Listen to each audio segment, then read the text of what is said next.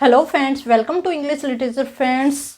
इस क्लास में फ्रेंड्स हम बेसिकली डिस्कस करेंगे जो कि यहाँ पे टाइटल आपको दिख रहा होगा, HPSC PGT स्क्रीनिंग एग्जाम, जो कि हमारा 20 अक्टूबर को है।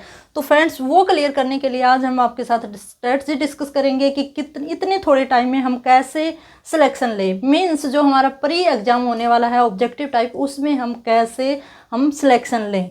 तो फ्रेंड्स आगे जो मेंस होगा उसकी पहली सीढ़ी तो यही है ना, तो इसी को क्लियर करना जरूरी है। वैसे तो अगर हम बात करें तो यहाँ पे जो वैकेंसी है उसका 4 टाइम्स लिया जाएगा, लेकिन फ्रेंड्स ये एक हमें दिखने वाली कंडीशन है। एक्चुअल बात तो यही है कि कंपटीशन इतना ज़्यादा है, 25% कोई भी ले सकता है 100 में से, लेकिन टॉप 4 में मीन्स अगर वैकेंसी 100 हैं तो जो 400 कैंडिडेट शामिल करने हैं उसमें हम कैसे आएँ।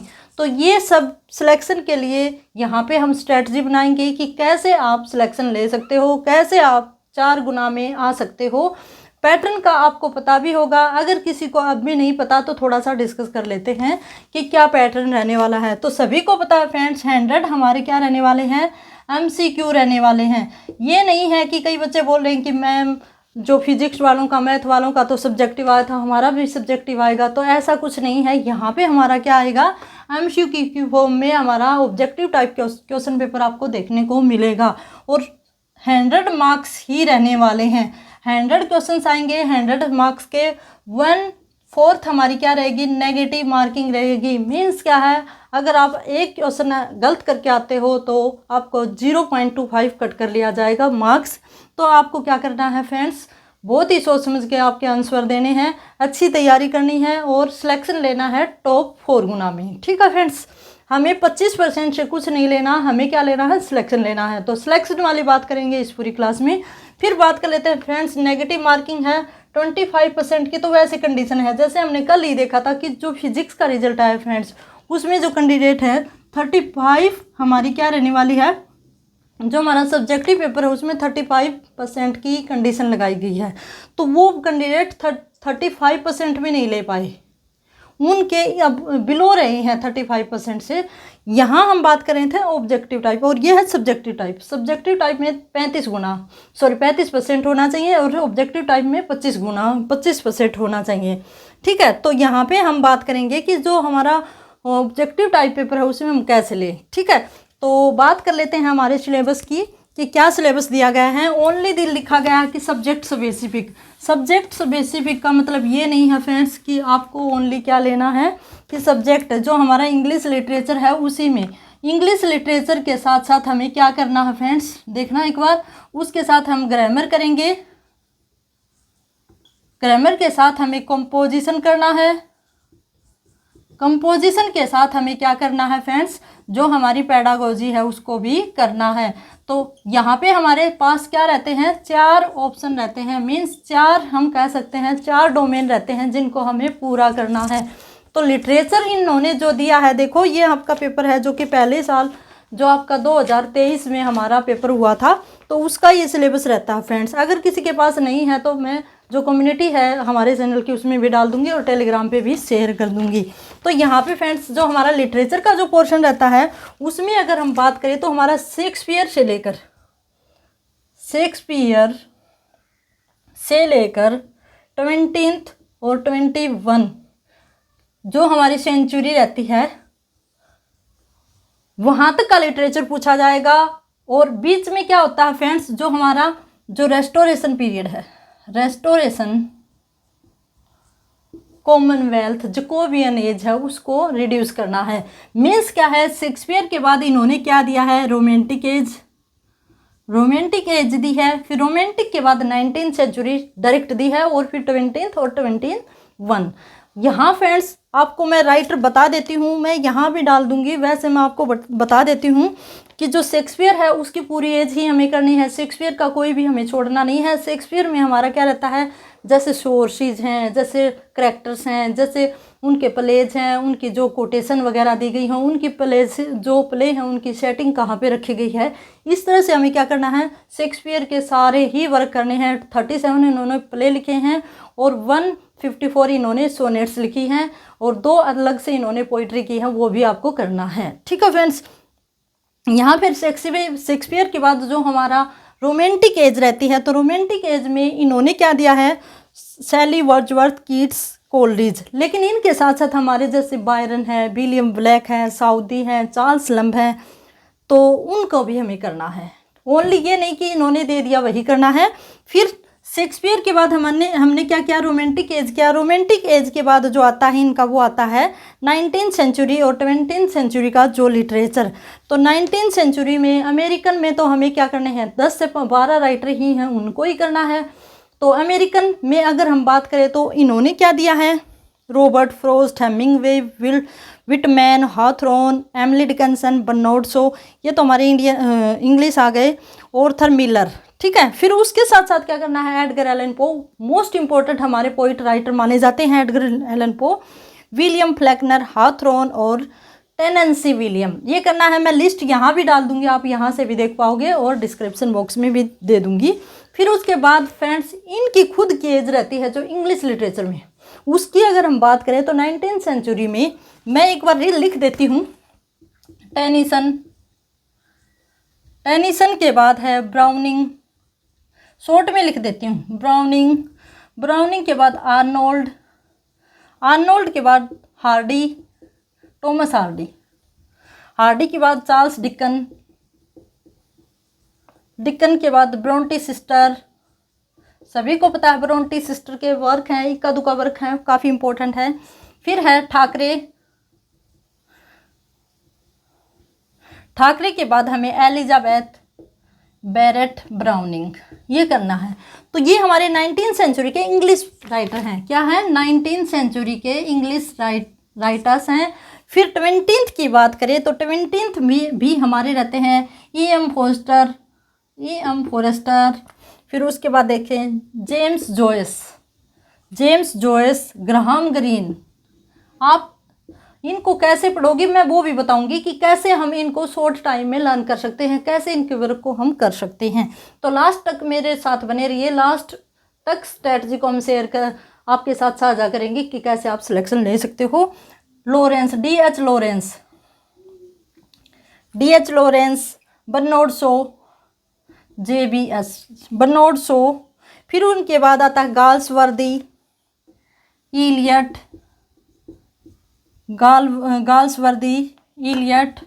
वर्जीनिया वुल्फ और रुडयार्ड किपलिंग वैसे इंडियंस में भी आ जाता है, रुडयार्ड किपलिंग।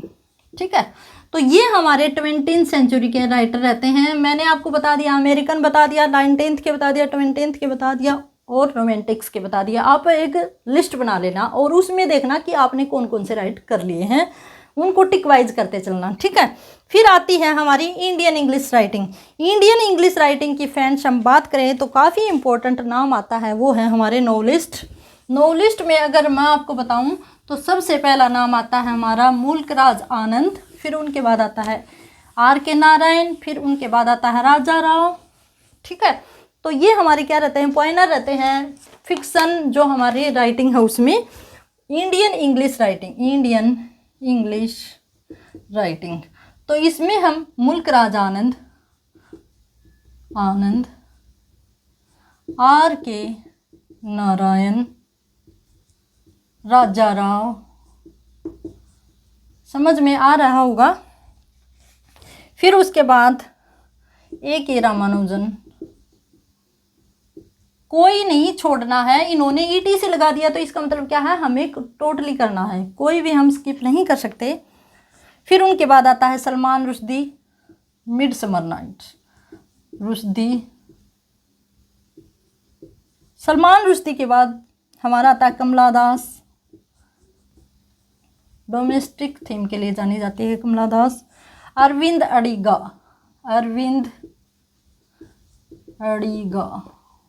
फिर उसके बाद आता है फ्रेंड्स देखना झुम्पा लहरी।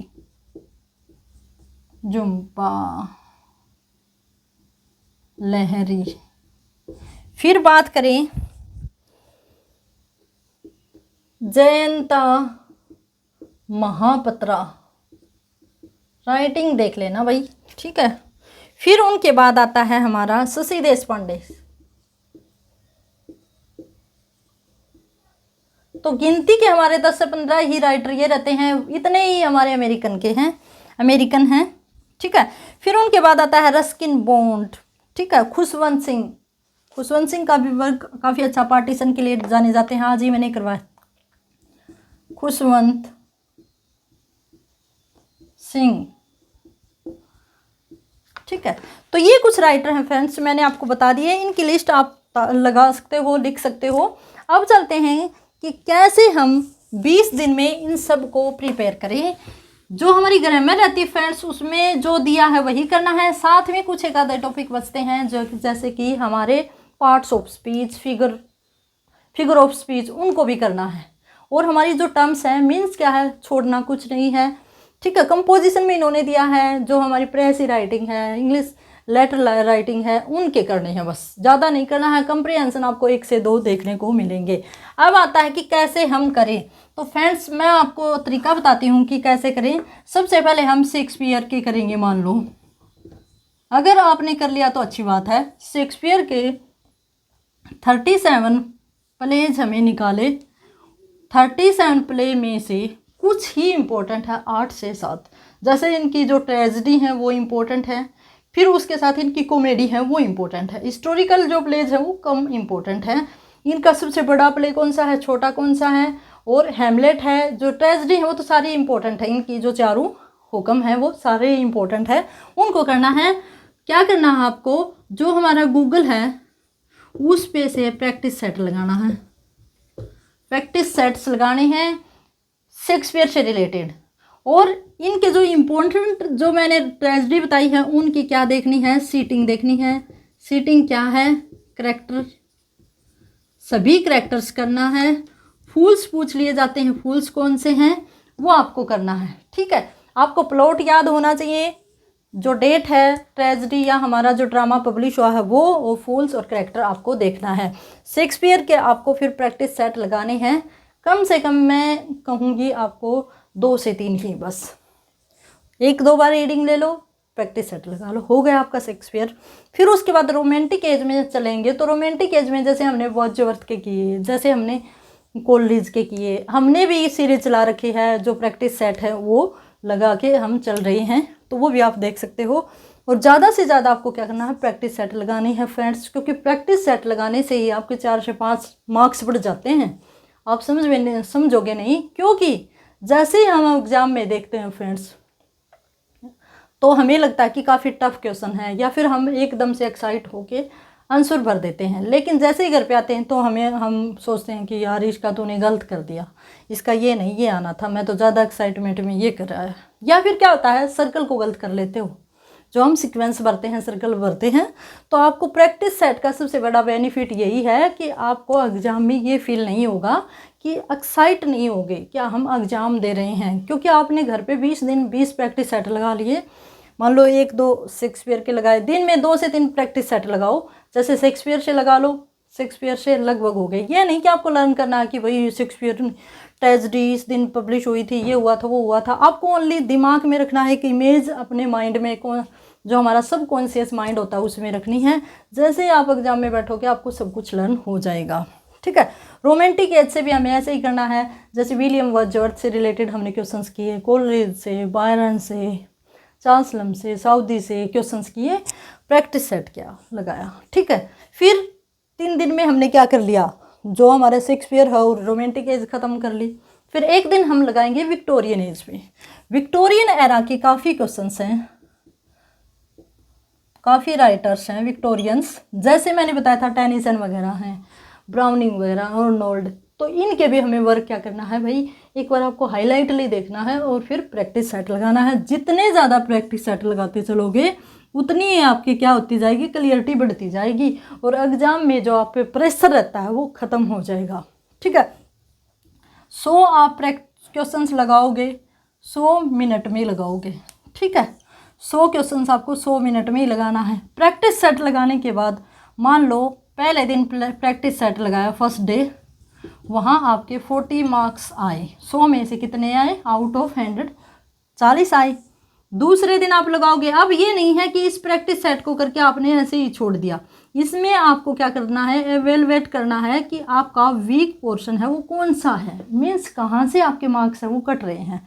फिर उसी पोर्शन पे जो टॉपिक बचता है, मान लो आपने विक्टोरियन एरा से रिलेटेड प्रैक्टिस सेट लगाया और कुछ क्वेश्चन ऐसे थे जो आपने देखे ही नहीं थे, तो उनको गूगल पे सर्च करना है और उससे रिलेटेड टॉपिक करना है।